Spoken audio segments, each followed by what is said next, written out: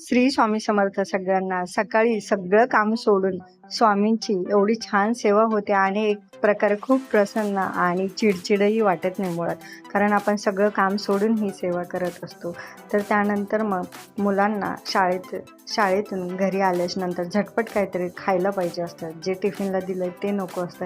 मग आज काय बनवावं, तर वेगळं काहीतरी बनवून ठेवायला सांगितलेलं होतं. तर मग आज जे काही विकतचं पीठ असतं मेदू वड्याचं, तर त्याचेच मी आज मेदू वडे बनवले. घरी छान असं सांबार बनवलं आणि मटकी ही भिजत घातलेली होती. मागच्या व्हिडिओमध्येही बघितलेलं असं. कारण पाऊस चालू आहे, तर अशा वेळेस पालेभाज्या खाण्यापेक्षा कडधान्य कधीही खाल्लेलं चांगलं.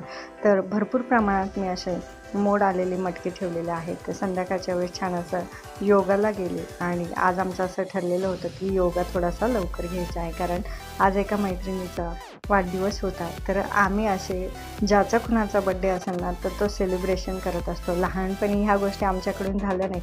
पण माणूस म्हणतो ना की मोठ्यापणी कधी काय होईल हे सांगता येत नाही. तर आमचेही आमच्या मुलांसारखंच कुठेतरी एक कुतूहल आणि एक प्रकारची आठवणही आम्ही जपून ठेवतो आहे. कारण वय माणसाचं जसं वाढत जातं, परंतु आठवणी खूप काही शिकून जात असतात.